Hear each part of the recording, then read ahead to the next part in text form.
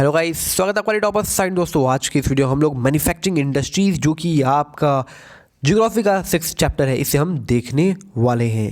देखो दोस्तों, ये जो चैप्टर है बहुत लंबा नहीं है, लेकिन लोग को बहुत ही पकाऊ लगता है, इसलिए हम इसको हमने सारे चैप्टर्स ही कम टाइम में आपको मैक्सिमम बेनिफिट देते हुए बनाए हैं। ठीक है, जो कि आपके लिए बहुत ज़्यादा अच्छे हैं, जिससे आप बहुत अच्छे मार्क्स ला सकते हो। उस सब कुछ आपके एग्जाम के पॉइंट ऑफ व्यू से हमने बना रखे हैं, जो कि आपको रिक्वायर्ड है। हमने कुछ भी आलतू फालतू चीज़ें नहीं उठा रखी हैं, ठीक है ना। तो वो वीडियोस आपको बहुत ही ज़्यादा बेनिफिशियल होने वाले हैं। जो भी थी टॉपर साइट प्लेटफॉर्म पर जितने भी वीडियोस पड़े हुए हैं आपके सोशल साइंस के, वो बहुत ज़्यादा रिसर्च करने के बाद बनाए गए हैं। तो आप उनको पूरा वॉच करो ताकि आप अच्छा बेनिफिट उठा सको और एग्जाम में आप अच्छे मार्क्स लेकर आ सको, क्योंकि हम आपके एग्जाम के अकॉर्डिंग ही बात कर रहे हैं, एक एक शब्द। उसके लिए सारी वीडियोज़ की लिंक मैं नीचे डिस्क्रिप्शन में दे रहा हूँ। सारी वीडियोस की नहीं, मैं प्लेलिस्ट की लिंक दे रहा हूँ, आप उसको जरूर विजिट करना ताकि आप सबको देखकर बेनिफिट उठा सको। चलिए हम स्टार्ट करते हैं। सबसे पहली चीज़ है इस चैप्टर में, क्या मैन्युफैक्चरिंग क्या होती है। देखो, जब हम गुड्स की प्रोडक्शन करते हैं, ठीक है ना, तो लार्ज अमाउंट में, जब बड़े अमाउंट में हम किसी गुड्स का प्रोडक्शन करते हैं तो उसे हम मैन्युफैक्चरिंग बोलते हैं। लेकिन इसमें एक पॉइंट और है, ध्यान रखना। गुड्स का प्रोडक्शन हम कैसे करेंगे, तो हम रॉ मटेरियल को प्रोसेस करके हम वैल्यूएबल प्रोडक्ट बनाते हैं, तो हम इसे क्या बोलते हैं, मैन्युफैक्चरिंग। अब ये वैल्यूएबल का मतलब क्या होता है। देखो यार, तुमने 3 रुपये का इनपुट लगाया रॉ मटेरियल, और जो आउटपुट आया वो एक बैग बना दिया उससे, तो उस बैग की कीमत थी 20 रुपये। तो यार 3 रुपये का सामान और 20 रुपये का आउटपुट निकला, तो वैल्यूएबल आउटपुट निकला ना, उसकी वैल्यू ज़्यादा है। ठीक है। अच्छा देखो दोस्तों, इस मैन्युफैक्चरिंग सेक्टर में जो लोग भी काम करते हैं उनको हम क्या बोलते हैं कि वो लोग सेकेंडरी सेक्टर में एम्प्लॉयड हैं। और ये जो मैन्युफैक्चरिंग इंडस्ट्री है ये हमारे सेकेंडरी सेक्टर में ही आती है। इसमें कार की फैक्ट्री हो गया, स्टील की फैक्ट्री हो गया, जितनी भी फैक्ट्रीज होते हैं वो सभी चीज़ें इसी में आती है। ठीक है, अब ज़्यादा फालतू की बात नहीं, सीधे हम बढ़ते हैं इंपॉर्टेंस की तरफ। देखो यार, इसका जो इंपॉर्टेंस है, ये जो पहला पॉइंट है, पहला पॉइंट हमसे बता रहा है कि जो मैन्युफैक्चरिंग इंडस्ट्रीज है वो हेल्प करता है ताकि हम मॉडर्नाइज कर सके एग्रीकल्चर को, जो कि हमारी बैकबोन है हमारी कंट्री का, हमारी इकोनॉमी का। हम दूसरे इंपॉर्टेंस की बात करें भाई, मैन्युफैक्चरिंग का इंपॉर्टेंस क्या है, तो मैन्युफैक्चरिंग जो है वो रिड्यूस करता है लोगों का जो डिपेंडेंसी है ना एग्रीकल्चर के ऊपर। अरे एग्रीकल्चर से ही रोटी रोजी चलेगा, खेती बाड़ी से ही, उसकी डिपेंडेंसी को, उसके ऊपर जो लोग निर्भर है ना, उस डिपेंडेंसी को कम करता है। कैसे, उनको सेकेंडरी और टर्शियरी सेक्टर में जॉब प्रोवाइड करके।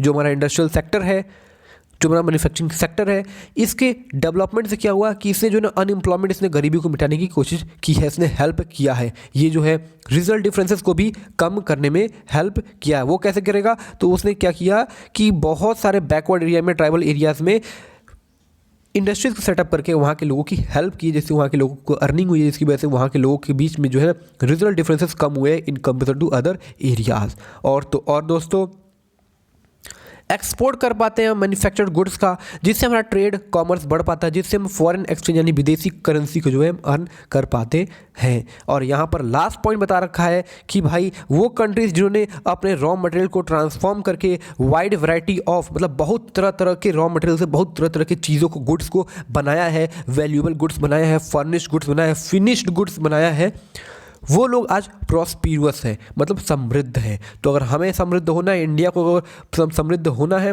तो हमें भी अपने इंक्रीज़ करना होगा मैन्युफैक्चरिंग इंडस्ट्री को, जितनी तेज़ी से हो सकता है उतनी तेज़ी से। अब देखो यार, यहाँ पर जो बताया हुआ है कि एग्रीकल्चर और इंडस्ट्री का क्या हाथ है, इन दोनों का साथ क्या है, इन दोनों के बीच रिलेशनशिप क्या है। देखो, जो एग्रीकल्चर है और इंडस्ट्री है, ये दोनों हाथ ही हाथ यानी हैंड इन हैंड चलते हैं। एक तरफ देखें तो इंडस्ट्रीज जैसे शुगर, टेक्सटाइल, ये सभी चीज़ें एग्रीकल्चर प्रोडक्ट पर डिपेंडेंट है। तो वही अगर हम दूसरी तरफ बात करें तो बहुत सारी इंडस्ट्रीज़ हैं जो कि फर्टिलाइज़र, पेस्टिसाइड्स बनाती हैं, वो हेल्प करती हैं एग्रीकल्चर प्रोडक्शन में। ठीक। अच्छा, बहुत सारी इंडस्ट्रीज इंडिया में जो कि बहुत ज़्यादा बूस्ट दे रही है एग्रीकल्चरल सेक्टर को, उसकी प्रोडक्टिविटी को बढ़ा के। वो क्या है, वो कौन सी इंडस्ट्रीज है भाई, तो देखो बहुत सारी इंडस्ट्रीज हैं जैसे कि रॉ मटेरियल प्रोवाइड कर रही हैं जो कि उनके लिए रिक्वायर्ड है। मतलब क्या रॉ मटेरियल रिक्वायर्ड है भाई एग्रीकल्चर के लिए, बताओ तो। इरिगेशन पंप हो गया, इंसेक्टिसाइड्स हो गया, पीवीसी पाइप्स हो गया, मशीन हो गया, टूल हो गया, जो कि फार्मर को रिक्वायर्ड है। इस तरीके से दोस्तों हमारी जो इफ़िशियंसी है वो बढ़ रही है दोनों ही सेक्टर में। अब अगर हम बात करें कि भाई इनका कंट्रीब्यूशन क्या है हमारी इकोनॉमी का, तो देखो यार लास्ट 20 ईयर्स में देखें, ये रहा हमारा कंट्रीब्यूशन वाला पॉइंट। देखो अगर हम लास्ट 20 ईयर्स में देखें तो हमारा जो जीडीपी का जो ग्रोथ था, जीडीपी का ग्रोथ बोल दिया, जो शेयर था मैन्युफैक्चरिंग सेक्टर का हमारे जीडीपी में, वो करीब 17% था। और अगर हम बात करें ईस्ट एशियन इकोनॉमीज़ की, तो वहाँ पर करीब 25 से 35% तक का ग्रोथ रेट था, यानी कि हमारा जो ग्रोथ रेट है वो बहुत ही ज़्यादा कम है। अच्छा, हमने जो है नेक्स्ट डिकेड के लिए ये अनुमान लगा रखा है कि भाई 12% का ग्रोथ रेट होगा, ठीक है। लेकिन अगर हम देखें पिछले डिकेड में यानी पिछले 10 सालों में, तो करीब हमारा जो ग्रोथ रेट था वो था करीब 7%, ठीक। और 2003 में देखें तो जो मैन्युफैक्चरिंग था वो थोड़ा थोड़ा बढ़ा है, उसका जो ग्रोथ रेट था वो बढ़ा है, वो 9 to 10% हर साल बढ़ा है। हालांकि मैन्युफैक्चरिंग सेक्टर को डेवलप करने के लिए गवर्नमेंट ने भी बहुत सारे पॉलिसीज़ को फॉर्म किया है, जैसे गवर्नमेंट ने नेशनल मैन्युफैक्चरिंग कॉम्पिटिटिवनेस काउंसिल भी बनाया हुआ है, और तो और बहुत सारे जो इंडस्ट्रीज़ हैं उनको रिन्यूड किया है, उनको अपने एफर्ट लगाकर उनको रिन्यू किया है ताकि उसकी प्रोडक्टिविटी को बढ़ाया जा सके। ये सभी चीज़ें इसलिए की जा रही है ताकि जो हमारा लक्ष्य है हम उस लक्ष्य को अचीव कर सके, टारगेट को अचीव कर सके नेक्स्ट डिकेड में। अब हम बात कर लेते हैं दोस्तों कि यार ये इंडस्ट्रियल लोकेशन क्या होता है। देखो, इंडस्ट्रियल लोकेशन का मतलब है कि यार लोकेशन जहाँ पर हमें इंडस्ट्री बैठानी चाहिए। अब मान लो यार मुझे पानी का प्लांट बैठाना है, तो मैं जाकर राजस्थान में किसी एकदम बालू वाले रेत वाले इलाके में जाके नहीं बैठाऊंगा, क्योंकि वहाँ पानी निकालना ही मेरे लिए बहुत मुश्किल काम हो जाएगा। तो मैं ऐसी जगह बनाऊंगा अपना प्लांट जहाँ पर मुझे पानी ईजिली और चीप से चीप कॉस्ट में अवेलेबल हो जाए, और वहाँ पर मुझे लेबर भी अवेलेबल हो जाए। यानी कि जो लोकेशन होता है फैक्ट्री का वो कैसे डिसाइड किया जाता है, वो डिसाइड किया जाता है least cost of available material. जो हमारे मटेरियल चाहिए, मटेरियल उसका कॉस्ट कम से कम में मुझे मिल जाए। गवर्नमेंट पॉलिसीज़ भी हैं जो कि हमें काफ़ी हद तक हेल्प कर देती है, जैसे चीप लेबर का हो गया, स्पेशलाइज लेबर, और बहुत सारे इन्फ्लुएंस करते हैं हमारे लोकेशन के लिए। कई जगह में सस्ता बहुत सारी चीज़ें ज़मीनें प्रोवाइड करा देते हैं, या फिर हमें बहुत सारे बेनिफिट, बहुत सारी चीज़ें होती हैं जो कि इन्फ्लुएंस करती हैं, गवर्नमेंट ने बेनिफिट प्रोवाइड कर दिया, जिससे हम सही लोकेशन पर, मतलब उनके कहने के लोकेशन पर हम चूज़ करते हैं अपने लिए फैक्ट्री का लोकेशन। देखिए दोस्तों, इंडस्ट्रियल लोकेशन इन्फ्लुएंस किया जाता है रॉ मटेरियल के द्वारा, रॉ मटेरियल सस्ता मिल रहा है कि नहीं, लेबर के द्वारा, भाई लेबर वहाँ है कि नहीं। अब मैं यार सिटी में, शहर के बीच में, अब मान लीजिए घर के बगल में अगर मैं फैक्ट्री लगा दूँ तो वहाँ कौन काम करने आएगा, वहाँ तो सब अमीर ही अमीर है, तो अमीर मेरे घर थोड़ी आएंगे काम करने। तो लेबर भी मिलना चाहिए, ठीक है। कैपिटल होना चाहिए, ठीक, कैपिटल इजीली लोग इन्वेस्ट कर दे। इसी जगह मैं ले जाकर फैक्ट्री लगा दूँ कि लोग जंगल के बीच में, कि लोग कह रहे भैया भागने वाला आदमी इसे, इसको पैसे से नहीं देंगे, ठीक, तो लोग कैपिटल नहीं लगाएंगे। तो कैपिटल हो गया, लोकेशन बहुत ज़्यादा मैटर करता है। पावर फैसिलिटीज़ मिलनी चाहिए, जब जंगल के अंदर मैं फैक्ट्री लगा दूंगा तो वहाँ पावर फैसिलिटीज़ मिलेगी ही नहीं, ठीक है। ये सभी चीज़ें जो हैं इन्फ्लुएंस करती हैं लोकेशन फैक्ट्री का। और तो और दोस्तों, इसके साथ साथ अर्बनाइजेशन भी चलता है। मतलब अर्बनाइजेशन क्या होता है, जो लोग हैं ना वो गांव छोड़कर अब शहर में आ रहे हैं, दिस इज़ व्हाट अर्बनाइजेशन, ठीक है ना, सिटीज़ में रह रहे हैं। अभी जो अर्बनाइजेशन है ना, ये एक सिटीज़ जो है ना, ये मार्केट है उन इंडस्ट्रीज़ के लिए। ये जो है सिटीज़ बैंकिंग फैसिलिटीज़ प्रोवाइड कराती हैं, insurance, transport, labour consultation, financial advice, ये सभी चीज़ें प्रोवाइड कराती हैं। और इंडस्ट्रीज़ जो है वो इन सब चीज़ों का फ़ायदा भी उठाती हैं, जो कि अर्बन सेंटर्स के द्वारा प्रोवाइड किया जाता है। इन सभी चीज़ों को हम बोलते हैं एग्लोमरेशन इकोनॉमीज़, ठीक है। और एग्लोमरेशन इकोनॉमीज़ का मतलब होता है कि जो बड़े मार्केट होते हैं वहाँ पर लोग ट्रांसपोर्टेशन कॉस्ट लगता है, और ये बहुत सारे बेनिफिट्स मिलते हैं, और एक्सपेंसेस भी तो लगते हैं ना, जैसे हायर रेंट हो गया, टैक्सेस हो गया। अगर आप बड़ी सिटी में जाओगे वहाँ पर अपने लिए शोरूम कहीं बुक करने के, भाई मुझे यहीं पर दुकान खोलनी है अपनी, आपको बहुत ज़्यादा रेंट देना पड़ेगा उसका। तो बड़ी सिटीज़ में रेंट ज़्यादा लगता है, टैक्सेस ज़्यादा लगते हैं, ये सब चीज़ें होती हैं। वहीं गाँव में जाओ तो टैक्सेस नहीं लगता, कम लगता है, और रेंट तो बहुत ही कम लगता है। और हम बात करें दोस्तों क्लासिफिकेशन ऑफ इंडस्ट्रीज़ की। क्लासिफिकेशन ऑफ इंडस्ट्रीज़, देखो बहुत सारे बेसिस पर जो यहाँ पर इंडस्ट्रीज़ को क्लासीफाई किया गया है। जैसे कि यहाँ पर जो पहला है वो है हमारा रॉ मटेरियल के बेसिस पर। देखो रॉ मटेरियल के बेसिस पर अगर हम बात करें तो एग्रो बेस्ड इंडस्ट्रीज़ हैं, ठीक है, जो जिसमें cotton, woollen, jute, silk, textile, ये सब चीज़ें आती हैं। और मिनरल बेस्ड इंडस्ट्रीज है जिसमें आयरन, स्टील, सीमेंट, एल्यूमिनियम, ये सभी चीज़ें आती हैं। अगर हम दोस्तों मेन रोल के बेसिस पर बात करें तो रोल के बेसिस पर एक बेसिक इंडस्ट्री होती है जो कि अपने प्रोडक्ट को प्रोवाइड कराती है दूसरे फैक्ट्रीज़ के लिए, मतलब दूसरे इंडस्ट्रीज़ के लिए। जैसे कि ये लोग क्या करते हैं यार कि आयरन बना दिया तो एल्यूमिनियम बना दिया, बड़े बड़े फैक्ट्रीज होते हैं जो कि रॉ मटेरियल बनाते हैं दूसरी फैक्ट्रीज़ के लिए, दूसरे इंडस्ट्रीज़ के लिए, दूसरे प्रोड्यूसर के लिए, ना कि डायरेक्ट कंज्यूमर के लिए, ठीक। लेकिन वही अगर हम बात करें कंज्यूमर इंडस्ट्रीज़, तो ये जो है प्रोड्यूस करती हैं डायरेक्टली कंज्यूमर के लिए। जैसे कि यार बहुत सारी चीज़ों की खाने पीने वाली चीज़ें हो जाती हैं।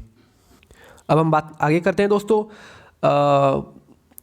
कैपिटल इन्वेस्टमेंट के बेसिस पर, देखो जो कैपिटल इन्वेस्टमेंट है उसके बेसिस पर अगर हम बात करें तो एक होता है हमारा स्मॉल स्केल इंडस्ट्री, दूसरा होता है हमारा लार्ज स्केल इंडस्ट्री। देखो जो स्मॉल स्केल इंडस्ट्री होता है उसमें क्या होता है कि जो इन्वेस्टमेंट होता है वो करीब 1 करोड़ से कम होता है, और जो लार्ज स्केल इंडस्ट्री है उसमें जो इन्वेस्टमेंट होता है वो करीब 1 करोड़ से ऊपर होता है। अगर हम बात करें ओनरशिप के बेसिस पर, तो ओनरशिप के बेसिस पर दोस्तों हमारा एक होता है पब्लिक सेक्टर, उसके बाद प्राइवेट सेक्टर, उसके बाद जॉइंट सेक्टर, ठीक है ना, जॉइंट सेक्टर वेंचर। तो हम पहले पब्लिक सेक्टर को देखते हैं। पब्लिक सेक्टर क्या होता है, जो कि गवर्नमेंट के द्वारा ओन किया जाता है। प्राइवेट सेक्टर क्या होता है, जो कि इंडिविजुअल किसी एक आदमी के द्वारा ओन किया जाता है, कोई एक आदमी ओन करता है, उसे ऑपरेट करता है, या फिर ग्रुप ऑफ इंडिविजुअल्स यानी कुछ लोगों का समूह 10, 20 लोग, 50 लोग, 1000 लोग मिलकर जो है उसको ओन करते हैं, ऑपरेट करते हैं। अब हम बात करते हैं जॉइंट सेक्टर। देखो जो प्राइवेट है, प्राइवेट वाले का एग्जांपल टिस्को दिया हुआ है, यहाँ पर बजाज ऑटो दिया हुआ है, और पब्लिक वाले का भेल सेल दिया हुआ है, ठीक है। एक सेकेंड, हाँ। अब हम बात करते हैं जॉइंट सेक्टर की। देखो जो जॉइंट सेक्टर होता है वो जॉइंटली चलाया जाता है स्टेट के द्वारा। स्टेट मतलब क्या, गवर्नमेंट के द्वारा और इंडिविजुअल्स के द्वारा, या फिर ग्रुप ऑफ इंडिविजुअल्स के द्वारा। देखो जब भी हम इंडिविजुअल की बात करेंगे तो इंडिविजुअल या फिर ग्रुप ऑफ इंडिविजुअल दोनों ही वर्ड लिखेंगे, ठीक है। ये देखो यहाँ पर लिखा हुआ है इंडिविजुअल्स और ग्रुप ऑफ इंडिविजुअल्स, ठीक है। या तो एक आदमी या तो बहुत सारे लोग मिलकर प्लस गवर्नमेंट मिलकर चलाती है, इसे हम बोलते हैं क्या, जॉइंट सेक्टर, ठीक है। अच्छा यहाँ पर देखो एग्जांपल दिया हुआ है ऑयल का, ऑयल इंडिया लिमिटेड, जिसे हम OIL भी लिखेंगे, जो कि पब्लिक और प्राइवेट दोनों के द्वारा चलाई जा रही है। अब हम बात करते हैं दोस्तों कोऑपरेटिव्स की। देखो कोऑपरेटिव सेक्टर वो होता है जो कि ओन किया जाता है, ऑपरेट किया जाता है प्रोड्यूसर और सेलर, सप्लायर दोनों के ही द्वारा, ठीक। मतलब खुद ही लोग होते हैं जो कि अपने रॉ मटेरियल लाते हैं, पूल करते हैं अपने रिसोर्सेज को, और उसके बाद खुद ही काम करते हैं, रिसोर्सेज बनाते हैं और फिनिश गुड तैयार करते हैं और फिर बेचते हैं, और जो मुनाफा कमाते हैं आपस में ही उसको आपस में ही फिर बांट देते हैं, ठीक। ये चीज़ महाराष्ट्र केरला में बहुत देखी जाती है। अब हम बात करें दोस्तों बल्कनेस पर, हैवीनेस पर, वेट पर, तो उसके बेस पर हैवी इंडस्ट्री और लाइट इंडस्ट्री में डिवाइड किया गया है। हैवी इंडस्ट्रीज जैसे कि मशीनरी हो गया जो कि बल्कि होता है, जिसमें बहुत सारे जैसे ऑटोमोबाइल इंडस्ट्रीज हो गए, ये सभी इंडस्ट्रीज को हम लोग क्या बोलते हैं, हैवी इंडस्ट्रीज, ठीक। और अगर हम लाइट इंडस्ट्रीज की बात करें जैसे इलेक्ट्रिक गुड्स हो गए, ठीक है ना, टॉय इंडस्ट्री हो गया, ये सभी चीज़ें हमारी लाइट इंडस्ट्रीज में आती हैं। अब हम दोस्तों एग्रो बेस्ड इंडस्ट्रीज़ की बात करते हैं। मतलब कि एग्रो बेस्ड इंडस्ट्रीज़ जो है ये एक तरीके का मटेरियल बेस्ड इंडस्ट्री है, जो कि हमने पहले पढ़ा था। तो देखो हमारे सिलेबस में ये चीज़ें हमें इसको पढ़ना पड़ेगा, agro based industry. Agro based industry के अंदर कई सारी इंडस्ट्रीज आती हैं, जैसे टेक्सटाइल इंडस्ट्री हो गया, कॉटन इंडस्ट्री हो गया, जूट इंडस्ट्री हो गया, शुगर इंडस्ट्री हो गया, ठीक है। तो पहले हम यहाँ पर दोस्तों टेक्सटाइल इंडस्ट्री को देखते हैं। जो टेक्सटाइल इंडस्ट्री है वो एक यूनिक पोजिशन हमारे ऑक्यूपाई करके बैठा हुआ हमारे इंडियन इकोनॉमी में। इसने जो है बहुत ही अच्छा अपना सिग्निफिकेंट प्रोडक्शन जो है, कंट्रीब्यूशन जो है वो दिया हुआ है इंडस्ट्रियल सेक्टर में। इसने करीब 14% का अपना शेयर दिया हुआ है, कंट्रीब्यूशन दिया हुआ है हमारे किस में, इंडस्ट्रियल सेक्टर में। और ये करीब 3.5 करोड़ लोग को डायरेक्टली जो है एम्प्लॉयमेंट दे रखा है, और फॉरेन एक्सचेंज भी इसने करीब 24 करोड़ रुपए कमा रखे हैं इस सेक्टर ने। और तो ये जो है करीब 4% हमारी GDP में भी कंट्रीब्यूशन देता है। सेकंड लार्जेस्ट इंडस्ट्री है एग्रीकल्चर के बाद। सिर्फ यही एक इंडस्ट्री है जो कि पूरी तरीके से सेल्फ रिलायंट है। सेल्फ रिलायंट का मतलब कि फाइबर के प्रोडक्शन से लेके जो कि रॉ प्रोडक्शन होता है, उसके बाद स्पिनिंग से लेकर, स्पिनिंग मतलब कि यार देखो उसको हम लोग ना स्पिनिंग करते करते धागा बन जाता है, ठीक।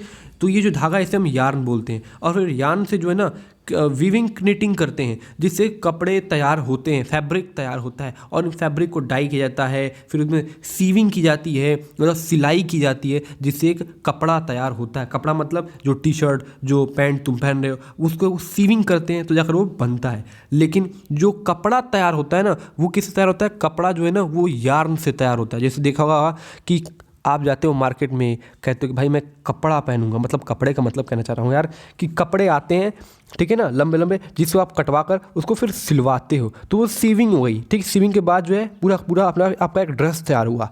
लेकिन जो कपड़ा है ना, वो कपड़ा कैसे तैयार हुआ, तो वो कपड़ा जो धागे से तैयार हुआ है। और जब हम सभी धागे को जोड़ जोड़ के कपड़ा तैयार करते हैं ना, तो उससे हम बोलते हैं दोस्तों वीविंग क्निटिंग, ठीक है ना, वीविंग आप बोल लो भी, ठीक। ये देखो यहाँ पर सभी चीज़ें लिखी हुई हैं। स्पिन करोगे तो धागा बनेगा, धागे को जोड़ोगे तो कपड़ा बनेगा, और कपड़े के बाद आपका गारमेंट बनता है, ठीक है। अच्छा ये जो कॉटन टेक्सटाइल है, अब हम कॉटन टेक्सटाइल की बात करते हैं, ये हमारा ख़त्म हो गया कंप्लीट, ठीक। जो कॉटन टेक्सटाइल है दोस्तों, ये जो पहला कॉटन टेक्सटाइल वो 1854 में बना था, इस्टेब्लिश हुआ था इंडिया में, वो भी मुंबई में, ठीक है। अच्छा, अगर हम एंशिएंट इंडिया की बात करें, जो कॉटन टेक्सटाइल था वो हैंड स्पिनिंग टेक्नोलॉजी से था, मतलब हैंडली हम लोग उसको स्पिन कर करके बनाते थे धागा। और हैंडलूम था जो कि वीविंग करता था, मतलब कि कपड़ा तैयार करता था। ऐसे देखो बताता हूँ, ऐसे ऐसे ऐसे ऐसे सभी धागे को जोड़ जोड़ के लंबा कपड़ा तैयार करता था। हैंडलूम क्या है? एक हैंड ऑपरेटेड मशीन है जिससे हम क्लॉथ तैयार करते थे वीविंग के द्वारा, मतलब फंसा के इंटरलॉकिंग कर करके ऐसे ऐसे हमारा कपड़ा तैयार हो जाता था। और इस कपड़े को आप जाते थे 100 रुपये मीटर, 50 रुपये मीटर खरीद के, और आप इसका पैंट शर्ट सिलवाते थे, ठीक है। अब देखो यार, अब क्या हो गया, after the 18th century power looms आ चुके हैं जिसमें इलेक्ट्रिक पावर और भी अदर पावर यूज़ किए जा सकते हैं, जिससे हम जो है कपड़े ये तैयार कर सकते हैं, वीविंग कर सकते हैं, यार्न की क्लॉथ्स बना सकते हैं, ठीक। अच्छा, अगर हम बात करें 30 नवंबर 2011 की, तो 30 नवंबर 2011 तक करीब 1946 cotton and human made fibre textile mills थे हमारे कंट्री में, और करीब 80% तो दोस्तों वो प्राइवेट के हाथों में ही हैं, ठीक है। ये सभी चीज़ें यहाँ पर दे रखी हैं। यहाँ पर दोस्तों यहाँ पर 1600 लिखा हुआ है, लेकिन मैंने जो लेटेस्ट देखा है उसके हिसाब से 1946 लिखा हुआ है। आपकी किताब में जो लिखा है आप वही लिख देना, ठीक है। अच्छा, हम आगे बढ़ते हैं। देखो दोस्तों, यहाँ पर जो हमसे और भी बहुत सारी चीज़ें जाननी है कॉटन टेक्सटाइल के बारे में, जैसे कि कॉटन टेक्सटाइल का शुरुआती फेज़ क्या था, अर्ली फेज़ क्या था कॉटन टेक्सटाइल इंडस्ट्री का भारत में। देखिए, जो कॉटन टेक्सटाइल इंडस्ट्री है ये जो है शुरुआत में तो महाराष्ट्र गुजरात में ही इसी बेल्ट में था जहाँ पर कॉटन आपको अवेलेबल मिल जाता है, महाराष्ट्र और गुजरात में, क्योंकि यहाँ पर रॉ मटेरियल मिल जाता है, एक अच्छा मार्केट है, ट्रांसपोर्ट है, इसलिए ट्रांसपोर्ट एसेसिबल है, और लेबर भी इजीली अवेलेबल है, और मॉइस्ट क्लाइमेट भी है, और भी बहुत सारे बेनिफिट हैं। लेकिन अगर हम प्रेजेंट टाइम में बात करें तो जो स्पिनिंग इंडस्ट्री है वो हमारे महाराष्ट्र और गुजरात तमिलनाडु में ही एकदम सेंट्रलाइज है। और जो वीविंग इंडस्ट्री है वो भी, वीविंग मतलब क्या, जो सिल कर हम बनाते हैं ना, सभी धागे को लगा के फंसा के एक पूरा कपड़ा तैयार करते हैं, उसे बोलते हैं क्या, वीविंग। तो ये वहीं पर है जहाँ पर पहले लोगों के पास ये स्किल्स थे, वहीं पर ये चीज़ पाई जाती है। अब अगर हम बात करें यार कि जो कॉटन टेक्सटाइल इंडस्ट्री है इसमें जो है एम्प्लॉयमेंट किया, तो देखो यार, जो कॉटन बॉल प्लगर्स होते हैं जो कि भाई प्लग कर करके तोड़ के लाते हैं, उनको भाई इसमें रोजी रोटी मिल रही है, फार्मर्स को रोजी रोटी मिल रही है, ठीक है। गिनिंग, स्पिनिंग, वीविंग, डाइंग मतलब क्या, कलर मिलाना, डिज़ाइनिंग, पैकिंग, टेलरिंग, सीविंग, ये सभी चीज़ों से भी तो लोगों को क्या हो रहा है, रोज़गार मिल रहा है। और तो यहाँ पर डिमांड्स हो रही हैं एडिशनल मटेरियल्स की, ठीक है। और भी बहुत सारी चीज़ें यहाँ पर हैं। इसी के साथ साथ खादी नाम की भी चीज़ है। खादी आप जानते हो, ये एक बहुत ही अच्छा है कपड़ा है जो कि इंडिया में बनता था, अभी भी बनता है खादी का कपड़ा, ठीक है ना, इंडिया का है। इसे हम खादर भी बोलते हैं, कि HADDAR। अब हम बात करते हैं दोस्तों India as a exporter, cotton exporter. देखिए दोस्तों, अगर हम बात करें कॉटन एक्सपोर्ट के बारे में, तो जो इंडिया जो है वो एक्सपोर्ट करता है यार्न, यानी कि जो यार्न होता है ना, धागे, ठीक है ना, यार्न, उसे जो एक्सपोर्ट करता है जापान को, फ्रांस को, USA को, UK को, रशिया को, नेपाल को, सिंगापुर को, श्रीलंका को, अफ्रीकन कंट्रीज़ को। और जो इंडिया है हमारा सेकंड लार्जेस्ट कैपेसिटी है इसके पास स्पिंडल्स की, ठीक है ना, वर्ल्ड में, ठीक, चाइना के बाद। और ये 25% टोटल वर्ल्ड के कॉटन यार्न का जो ट्रेड है उसमें 25% हिस्सेदारी भारत का है। लेकिन हमारा जो ट्रेड गारमेंट है वो करीब 4% ही है, सिर्फ पूरे वर्ल्ड का। और हमारी कंट्री जो है वो मतलब ग्लोबल लेवल पर कम्पीट कर पाएगी इसको बड़े आराम से। कुछ बड़े बड़े मॉडर्न फैक्ट्रीज भी हैं, लेकिन बहुत ही सारे फ्रेगमेंटेड छोटे छोटे यूनिट्स हैं जो कि फैले हुए हमारे पूरे लोकल मार्केट के तौर पर हमारे पूरे इंडिया में। इस पूरे इंडस्ट्री को छोटे छोटे फैक्ट्रीज वाले ही अच्छे तरीके से चला रहे हैं। हालांकि दोस्तों बहुत सारे चैलेंजेस भी हैं। चैलेंजेस क्या हैं? तो देखो यार, चैलेंजेस हमारे पास ये हैं, हाँ ये रहा। चैलेंजेस हमारे सामने ये हैं कि जो कॉटन इंडस्ट्री है उसमें बहुत ज़्यादा इंक्रीज़ तो हुआ है, गुड क्वालिटी कॉटन प्रोडक्शन हो रहा है हमारे इंडिया, लेकिन यहाँ पर जो है अभी भी हम इंपोर्ट करना पड़ रहा है, क्योंकि हमारे यहाँ बहुत ज़्यादा डिमांड है, ठीक है। एक्सपोर्ट भी तो हम कर ही रहे हैं, लेकिन इंपोर्ट भी हो रहा है हमारे कंट्री में, क्योंकि सस्ते में भी आ जाता है यार, ठीक। तो जो इंडस्ट्री है इसमें बहुत सारे प्रॉब्लम्स हैं, जैसे कि आउटडेटेड मशीनरी है जिससे प्रोडक्शन बहुत ही कम हो रहा है, ठीक। पावर सप्लाई नहीं रहती जिसकी वजह से प्रोडक्शन नहीं हो पाता है, और तो और कॉम्पिटिशन भी बहुत ही हाई है, ठीक है। और सिंथेटिक फाइबर इंडस्ट्री में भी बहुत ज़्यादा मतलब सिंथेटिक फाइबर इंडस्ट्री से जो है हमें बहुत ही ज़्यादा कंपटीशन है, क्योंकि वो सस्ते में प्रोवाइड करा दे रहे हैं। अब हम बात करते हैं यार जूट इंडस्ट्री की। देखिए दोस्तों, जो इंडिया है वो लार्जेस्ट प्रोड्यूसर है जूट का। जूट से जो भी सामान बनते हैं उसका जो है हमारा भारत वो सेकंड नंबर पर है जूट एक्सपोर्ट में बांग्लादेश के बाद। देखिए जो जूट इंडस्ट्री है वो करीब 3.7 मिलियन मतलब करीब 37 लाख लोगों को जो है सपोर्ट करता है डायरेक्टली, और करीब 40 लाख स्मॉल मार्जिनल फार्मर्स को भी जो है यह सपोर्ट करता है जूट इंडस्ट्री। और दोस्तों यहाँ पर लिखा हुआ है करीब 70 जूट मिल्स, लेकिन एज पर मेरे पास दूसरी भी किताब है जिसमें जो है करीब यहाँ पर 80 बताया हुआ है। ये है आपकी एनसीईआरटी से लिया गया है, लेकिन यह क्या होता है कि किसी में अपडेटेड है किसी में अपडेट नहीं है, तो आपकी किताब में जो लिखा हुआ आप वही लिखना। जो पहला जूट मिल था दोस्तों उसे जो है करीब कोलकाता में सेटअप किया गया था, कोलकाता के पास में सेटअप किया गया था 1859 में एट रिसरा, ठीक है ना, रिसरा पर। लेकिन जब भारत का पार्टीशन हो गया 1947 में, तो जो जूट मिल था वो करीब 3/4 जो था वो इंडिया में चला गया और बाकी सब चला गया बांग्लादेश में, जिसे ईस्ट पाकिस्तान कहते थे, वो अब बांग्लादेश के नाम से हो गया है, ठीक है। और 2010-11 की अगर हम बात करें तो 2010 और 11 का डेटा अगर मैं दूं आपको, तो इस वक्त करीब 80 जूट मिल्स थे हमारे भारत में, जो कि वेस्ट बंगाल के पास हैं, हुगली रिवर के पास। अच्छा, बहुत सारे फैक्टर्स हैं जिसकी वजह से हुगली रिवर के पास ये चीज़ हुआ। क्यों ये हुगली रिवर के पास ही गया, तो देखो यार उसके भी फैक्टर्स यहाँ पर बता रखे हैं। ये रहे देखो, factors responsible for the location in Hooghly basins are, देखो यहाँ पर बता रखा है। पहला है कि भाई proximity of the jute producing area, क्योंकि जूट यहीं पर प्रोड्यूस होते थे तो यहाँ पर जो है बेनिफिशियल था उनके लिए कि यहीं पर अगर वो सेट कर दें अपनी फैक्ट्री तो ट्रांसपोर्टेशन कॉस्ट कम लगेगा, प्रोडक्शन कॉस्ट भी कम लगेगा। और तो और दोस्तों यहाँ पर इनएक्सपेंसिव वाटर ट्रांसपोर्ट है, वाटर की कमी नहीं है, ठीक। रेलवे नेटवर्क्स हैं, रोडवेज हैं, वाटरवेज हैं, जिससे आराम से रॉ मटेरियल इधर से उधर ट्रांसपोर्ट भी हो सकता है। वाटर सप्लाई है रिवर्स के द्वारा जिससे हम प्रोसेसिंग कर सकते हैं रॉ जूट को, और तो और चीप लेबर भी है, वेस्ट बंगाल से आ जाते हैं और बिहार उड़ीसा उत्तर प्रदेश से भी लोग आ जाया करते हैं यहाँ पर काम करने के लिए। कोलकाता जो है वो बहुत बड़ा अर्बन सेंटर है, ठीक है, और यहाँ पर बैंकिंग, इंश्योरेंस, पोस्ट फैसिलिटीज जैसी चीज़ें प्रोवाइड कराई जाती हैं जो कि हमारे लिए जूट गुड्स के लिए रिक्वायर्ड होता है, वो यहाँ से पूरा हो जाता है। तो ये इसी वजह से यहाँ पर हमारा जो जूट है, जूट इंडस्ट्री वो यहीं पर सेटल है। अच्छा, क्या क्या कॉम्पिटिशन्स हैं जूट इंडस्ट्री के लिए? देखिए बहुत सारे स्टिप कंपटीशन देखे जा रहे हैं इंटरनेशनल मार्केट से, क्योंकि वो सिंथेटिक सब्स्टिट्यूट लेकर आ रहे हैं, जैसे कि बांग्लादेश हो गया, फिलीपींस हो गया, थाईलैंड हो गया, ब्राज़ील हो गया, इजिप्ट हो गया, ये सभी चीज़ें भी जूट ग्रोइंग कंट्रीज़ हैं, तो इनसे भी हमें कंपटीशन है। और तो और इंटरनल डिमांड बहुत तेज़ी से बढ़ रहा है और गवर्नमेंट पॉलिसीज़ भी है जिससे मैंडेटरी करती है कि बहुत सारी चीज़ों के लिए, पैकिंग के लिए हमें जो है जूट का ही यूज़ करना है, जिससे जो हमारा डिमांड है वो बढ़ रहा है, उसे पूरा करना भी हमारे लिए इस वक्त मुश्किल है।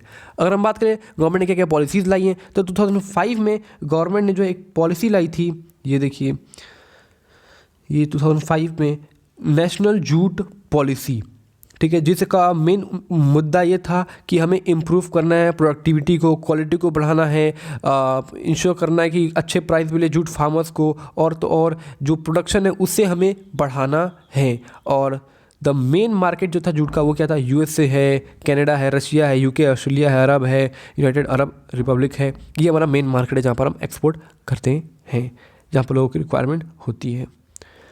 और धीरे धीरे लोगों के अंदर जो है ना ग्लोबल बायोडिग्रेडेबल मटेरियल के लिए जो है एक कंसर्न बढ़ रहा है, जिसने एक अपॉर्चुनिटी खोल दी है जूट प्रोडक्ट के लिए, ये एक लाइन था, ठीक है। हालांकि इससे कुछ लेना देना नहीं है, ये अलग से चीज़ बताई हुई है कि लोगों के अंदर बायोडिग्रेडेबल मटेरियल के लिए लोगों के अंदर एक भावना उत्पन्न हो रही है, कंसर्न उत्पन्न हो रहा है, इसलिए लोग अब बायोडिग्रेडेबल जूट प्रोडक्ट को ही यूज़ कर रहे हैं। हम इस शुगर इंडस्ट्री को भी देख लेते हैं, उसके बाद हम बाकी चीज़ें नेक्स्ट वीडियो में देखेंगे।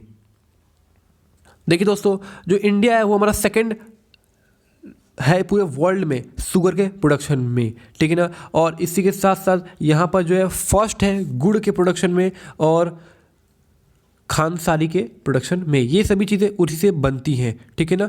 ओके, और हम बात करें देखो जो रॉ मटेरियल है जो कि यूज़ किया जाता है इस इंडस्ट्री में, जिसे हम शुगर केन बोलते हैं, जो कि बहुत ज़्यादा बल्की होता है और वो ट्रांसपोर्ट में जो उसका सुरकोज जो होता है ना, सुरकोज कंटेंट होता है उसका, वो रिड्यूस होने लगता है, मतलब उसका वेट कम होने लगता है, वो हवा में उड़ने मिलने लगता है। ठीक है, ये सभी चीज़ें डिटेल आके बोल यहाँ पर बताई गई हैं। अगर हम बात करें 2010-11 की, तो यहाँ पर करीब 662 शुगर मिल्स थे पूरा हमारे कंट्री में, जो कि बहुत सारे स्टेट्स में फैले हुए थे, खासकर उत्तर प्रदेश बिहार में।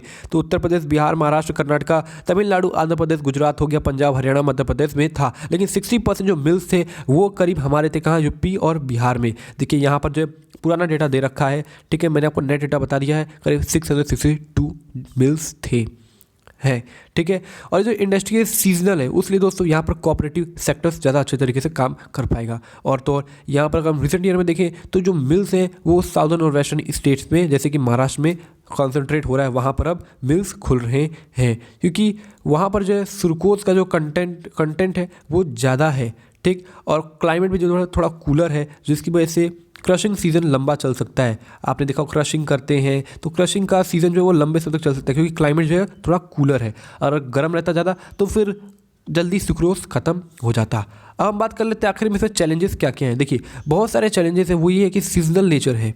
ठीक है, और ये जो इंडस्ट्री है ओल्ड है और इनफिशिएंट मेथड ऑफ प्रोडक्शन हम लोग यूज़ करते हैं, मतलब कि जो ये इंडस्ट्री है इसमें जो मेथड यूज़ करते हैं वो जो है वो मेथड पुराना हो चुका है और इनएफिशिएंट है, उससे हम ज़्यादा कुछ बेनिफिट नहीं निकाल पा रहे हैं। ठीक है ना, और तो और ट्रांसपोर्ट डिले भी होता है फैक्ट्री तक पहुंचने में, और